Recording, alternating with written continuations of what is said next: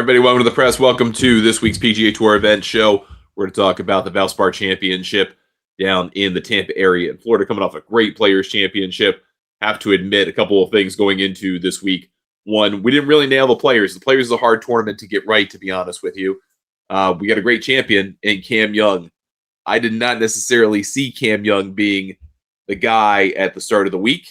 Frankly, I didn't see Ludwig Oberg being the guy at the start of the week, even though both those guys have played well pretty recently. And we did say on the show, this is really a tournament more about players who are playing well right now. It's the best player currently. It's not fear or favor. It's, are you playing well? And the guys that had been playing well turned out to show up and play well very much. You have Fitzpatrick starting to show some signs. Certainly those two guys we mentioned. Sepp Straka had a great week. Corey Connors is great pretty much everywhere, so he kind of works. That's why he had a pretty good week. Victor Hovland had been playing pretty well, even though he likes the place. It was more that he's been playing well. So lots to kind of take away from that tournament. Don't be discouraged if you didn't have a good week. This week's a little bit different. My caution this week about the Valspar Championship, as we're getting into it, is this is not a good value week. I thought we had some pretty decent values last week in terms of players.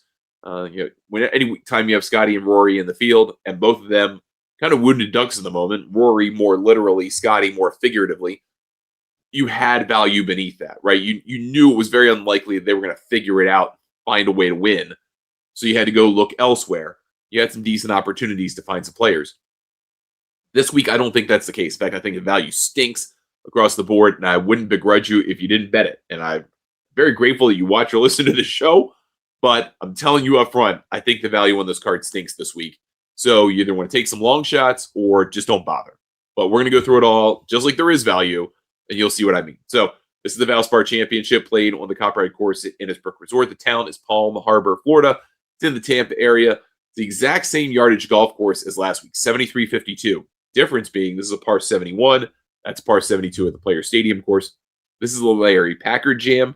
Larry Packard lived to like 98 years old. Incredible guy. Didn't do a ton of designs, but this is obviously his standout.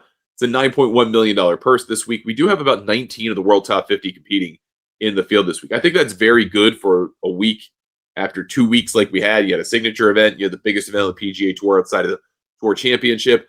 And then next week, we're getting to this isn't the end of the Florida swing, right? You've got that event, the signature event at Trump Doral that comes along as well. So pretty good field, all things considered. $9.1 million. The purse this week, 1.638 to the winner, 500 FedEx Cup points to the champion. Looks like it's going to be just shy of 50 FedEx Cup points, 50 official World Golf ranking points to the winner this week. Take a look at the betting odds right out the gate. I mean, you can see the kind of problem, the value problem we're going to have here. Xander Schauffele's 12-1, and yeah, he's the horse for course play, but you're going to bet that guy 12-1. I dare you. I just can't make that case to you and say that's a good idea, even if he does win. If you're thinking about it for one and done purposes, I don't think that's a good play, right? You're not going to go after that guy because you've got to use him in a $20 or $25 million event. So you've got to be able to kind of be judicious about this. Matt Fitzpatrick, 14-1. Again, almost won the Players, but how do you kind of bounce back from the heartbreak of having it on your own racket and not getting the job done?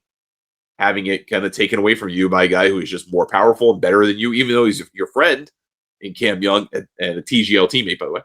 But that's a tough one to take, and you're expecting him to bounce back. That's a hard one. I think Victor Hovland, the 18-1, is probably a decent value. He is the defending champion. You do have guys who win this in pairs. Paul Casey did it. Sam Burns did it back-to-back. Make it happen. So I don't think that's out of the realm here. He has been playing well. This is a golf course about ball striking, even though it actually, really more than you think about it, it's about putting. And the reason for course fits, and we'll get to this later, but this golf course has more of an emphasis on strokes gained putting than probably any course on the PGA Tour. And that sounds weird to say because it's a golf course about ball striking. Here's the trick. The putting surfaces here are so penalizing if you're a poor ball striker that you lose a lot of strokes on putting. If you're a good ball striker and you hit it pretty close, you get better chances at these very difficult putting surfaces to make putts. So fine line here between emphasizing putting. It's not really about putting. It's about ball striking. It just comes out in the wash like it's about putting. So you've got Akshay Bhatia at 20-1, Jacob Bridgman and Justin Thomas are 20-1. I don't hate any of those guys' picks. Bhatia's been playing well, obviously. He just won a Siggy. So did Bridgman. He kind of fell apart under pressure a little bit at the Players, but that's to be expected. He's new to this stage. Justin Thomas played really, really well last week.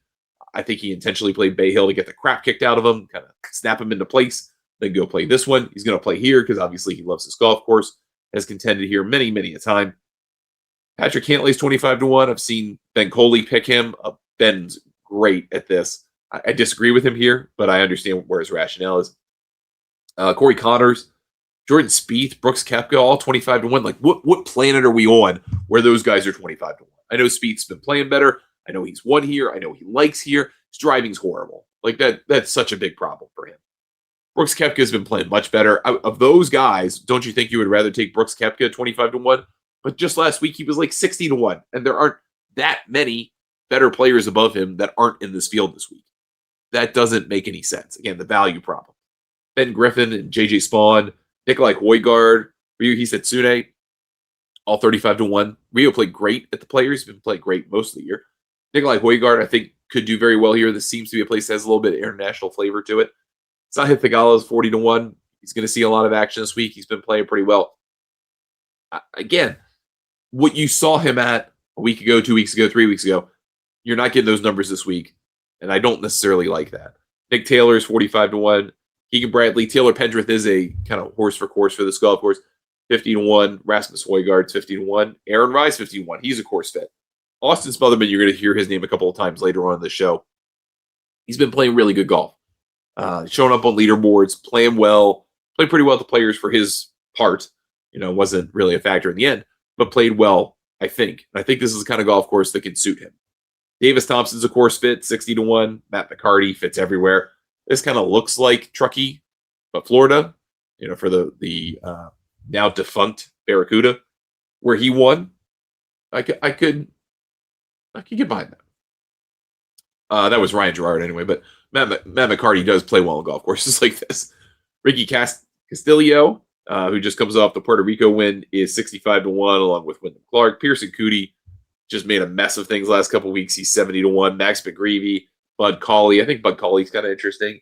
Christian Bezadenhout's kind of interesting at 70-1. So let's pause on that. Take a look at the model top 10 for the week. Okay. So Xander Schauffele's number one, but not by a lot, as you can tell. 1.138 points versus 1.055 points for Akshay Bhatia. Fitzpatrick's close. Jordan Spieth is somehow fourth. Man, the numbers just go in and they come out. I'm not juicing these at all. I would not recommend Jordan Spieth at fourth, but there he is. Ben Griffin fifth. Patrick Cantlay sixth. Corey Connors seventh. Brooks Koepka eighth. Jacob Bridgman ninth. Taylor Pendrith 10th. Again, these are long-term projections. Look at 1 and 2 year windows. Not looking at the last few weeks. We have something to talk about that later, but this is kind of a who's who in this field in the longer view. If you take that information, you kind of look at the rest of this. Again, I think the value is horrible this weekend. I'm not going to spend a ton of time going over all this stuff. Just going to pick out a couple guys that might be interesting. Taylor Moore's won here previously a couple years ago at 80-1, playing okay. Mac Meisner is getting some attention this week at 80-1. I like Marco Penge at 90-1. He played very well at Riviera. I can see why he could play well here. Lucas Glover has a thing for this golf course, and he is a fit here. And it's really hard to get behind because he can't putt. But maybe put $2 on it and hope something happens. Johnny Kiefer, I wish you were further along at this point, but he's not quite yet. But I do like where Tony Finau's game is kind of going. It's getting better. It's not where it needs to be, but it's getting better. Billy Horschel is a horse for course play. He does have a good history here. 100-1, I think, is worth looking at. Same with Matty Schmid, who's just been playing well in general of late. Blades Brown probably will get some attention this week because he played so well in Puerto Rico. Give himself a chance. He's basically playing for a card every week. Like that is his objective here. Non-member points he's trying to get to as well, trying to get in that top 70, top 100 somehow. That's what he's playing for. Maximum work, then back to the Korn Ferry Tour. So I think he's going to put in that effort, and I think he's playing well. Jesper Svensson is kind of interesting to me. He played pretty well in Puerto Rico. Again, I think he could be a star. You're such a good ball striker. But everything else. Well, maybe everything else doesn't matter this week. Another group of longer shot guys. Again, not a ton of names I love here, but I do like David Ford a fair amount. I think he's kind of interesting here, just because he showed some signs of decent play lately. Maybe a Luke Clanton just based on the ball striking, but that's probably it for him. And then you're getting into some really longer shot guys. Again, I just don't see a lot of value here. I really don't see in these longer shots. I know a couple years ago we got Peter Malnati. We'll mention his name a little bit later in the past champions category, but that is an exception, not the rule. It just is. So please don't go too far down here. Justin Lauer seems to like the place. AJ Ewert's made a lot of cuts. Everybody else on this list is really kind of struggling. I mean, I know people love Nick Dunlap because of the ball striking, but the driving is so bad. I just don't think he can do it here. There's too much in play off the tee that he has to get around to deal with it. I will say Patton Kizire's playing pretty well, all things considered. Got him into the players, right? His first alternate because of Brooks Koepka. Played okay. Not great. But if you were going to take any long shot on this page, it would be Patton Kizire at 500-1. And then your super long shots, 13 of them. Really none worth mentioning. Everybody's struggling. Not a good year. Don't look at them. They're just there to be part of the show. All right. If you take a look at Innisbrook's Copperhead course, and apologies, I had a head cold. Yesterday, I felt like I got hit by a truck. So that's why I didn't do the show yesterday. But, I mean, the big part of this golf course is the snake pit, right? Couple par threes. The general tenor of this golf course is you got to be able to work the ball. You can't be afraid to hit to tight corridors. You got to hit to certain spots. You got to be really exact with your irons. You could be on the wrong portions of greens. Greens are fairly big, but the way they're shaped, if you put yourself in the wrong spot, you're probably going to three-putt, or it's going to look really ugly. So this golf course isn't especially long. It's just really demanding with the way it's shaped. Can you do that for 4 days? And that's usually why par holds up pretty well here. It's really hard to do that for 4 days. And that's why typically in the last few years, you either get somebody out of nowhere, Taylor Moore, Peter Malnati, or somebody who's really good, like Victor Hovland and Sam Burns and Paul Casey before that. Some horses for courses. So guys who have multiple top 15 finishes here in this tournament in the last 5 years it's been played. Lucas Glover, Adam Hadwin, Billy Horschel, Victor Hovland, Taylor Moore, past winner, Davis Riley, Xander Schauffele, Justin Thomas. So your real horses for courses are at the bottom of this, Xander Schauffele and Justin Thomas. They're really only the ones who have more than 2 top 15 finishes. Course fits, again, mentioned, it comes out in the wash where it looks like it's putting is a big emphasis. And that's how you get ball strikers in a really weird way. You get Victor Hovland, you get Taylor Pendrith, you get Corey Connors, you get Justin Thomas, you get Davis Thompson and Aaron Ryo. It doesn't make sense. I'm just explaining why it comes out that way. And then not as many hot hands. Not as many guys with multiple top 15 finishes the last 5 or 6 PGA Tour events played, because we've got that opposite field of Puerto Rico. So there's really 6 events in this group, but we're talking about 5 because you only play one of them, right? Akshay Bhatia, Bridgman, Castillo, Matt Fitzpatrick, Hisetsune, Hovland, Koepka, Schauffele, Schmid, and Spieth. So not all those guys are top 50 guys, but you're not hearing the names like Ben Griffin, JJ Spawn, Keegan Bradley.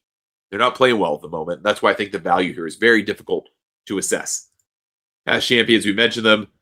Sam Burns back-to-back, then Taylor Moore, Peter Malnati, Victor Hovland. They didn't play this event the year before. Burns did his double. And then you had Paul Casey back-to-back for that one, before that. So Paul Casey hits the ball pretty hard. Sam Burns does too, but Sam Burns is a killer putter. Just had the ball striking working. Peter Malnati, not a long hitter, but just kind of had everything clicking that week. Victor Hovland, ball striker. I think this is a ball strikers tournament. Not as many people in the short-term form graphic set this week. So we're looking at players for 1.4 average strokes gained in the aggregate per round in the last 10 PGA Tour events played, whatever those that you played. Then 1.5 quality strokes gained, so that's strokes gained total multiplied by the quality of your competition as defined by the official World Golf Ranking. And then separately, whether you've gained at least 0.6 strokes on approach per round in those 10 events, whatever of those that you played. That's a separate metric that says, hey, you might not be doing the putting part right or the driving part right, but the critical part where you get the most of your strokes gained most weeks, that's good. That's in the right direction. So players on all three lists: Austin Smotherman, Brooks Koepka, you got Jacob Bridgman on 2 of the 3. You got Akshay Bhatia on all 3. You have Matt Fitzpatrick on all 3. Doug Gim and Zach Blair on the strokes gained total side, so they're playing the weaker competition. Same with Jeremy Paul, Rasmus Højgaard, a little bit weaker competition, right? Xander Schauffele's playing better fields, not gaining strokes so much, but playing better fields, so gets better value out of it. He's on the quality strokes gained list. Marty Dow, David Ford, I think is interesting. That's why I think some people are picking up on him. The approach play is good. He's just a baby fawn out there. He doesn't know what he's going through. So he could win, but he could absolutely tense up in the headlights. I think that's interesting to see. And then just a couple more to go through here quickly. So strokes gained tee to green, low variance. So I want to know whether you're gaining strokes tee to green consistently with a smooth curve. I don't want you to go up and down, up and down, up and down. I want to know that you're pretty reliable tee to green. We can figure out the putting thing. Brooks Koepka, Matt Meisner, Davis Thompson, Doug Gim, Victor Hovland, Patrick Cantlay, Xander Schauffele. And there's Jesper Svensson again. I told you he'd be on this show one more time. So these are players that you expect to play pretty well tee to green every week, every time you see him out, no matter where you are, and then they'll figure out the putting part of it. And I think pretty much to a person, that's what this is about. Schauffele's not a great putter. Cantlay can be. Hovland's not. Gim's not. Thompson's not. Brooks Koepka sure as heck ain't, but when he is, he's really good. So keep that in mind this week. This one's really interesting to me on the last slide, which is, we talk about this for derivative bets all the time, but I want to know what percentage of the time in the last 50 PGA Tour events played, those that you played, did you finish in the top 20 more than 45% of the time? And last week, we had a lot of these guys, right? We had the best in the world, and we probably had, 16, 17 of those guys. This week, we have 3. Xander Schauffele, Bobby Mack, and Ben Griffin. Ben Griffin is not playing well. Bobby Mack and Xander Schauffele, you could argue, are. So if you're looking for derivative bets, I don't see a whole lot of value here in trying to pick this out. There's a lot of guessing that's going to go on this week, and I think this is a good representation of that, just knowing you don't have a lot of reliable finishers in this field. So this is a tricky week. As I said at the top, I don't see a whole lot of value in this week. It's kind of hard to marry what we just saw at the Players, what's expected here, and what the odds table tells you. And I don't know why that is. It's just the feeling that I get. So if you want to take some long shots, go for a Pat Gazire at like 500 to 1. But I think you kind of see some value in like a Brooks Koepka, maybe a Jordan Spieth, but the driving's terrible. Maybe a Victor Hovland, but he's too short. It's going to be hard to get behind really anyone that you love. So you might either hold your nose and bet like 10 guys for a couple bucks, bet nobody, bet a couple long shots and see what happens, or just skip. But I don't want you to waste your money here for no apparent reason other than to have a play this week and have something to look at. If you want to have something to look at, do a 72-hole bet between 2 players. Do a derivative bet on margin to wins, usually 1 or playoff. Those are interesting bets. Stuff like that. Just don't tie up a lot of money this week. Let's get past this and move on. But hopefully you have a good week. Hopefully you enjoy it. There is a full slate of other tournaments this week. So you've got LIV in South Africa. You've got the DP World Tour in Hainan Island, China. You've got the LPGA in Menlo Park, California. We're going to talk about that tomorrow.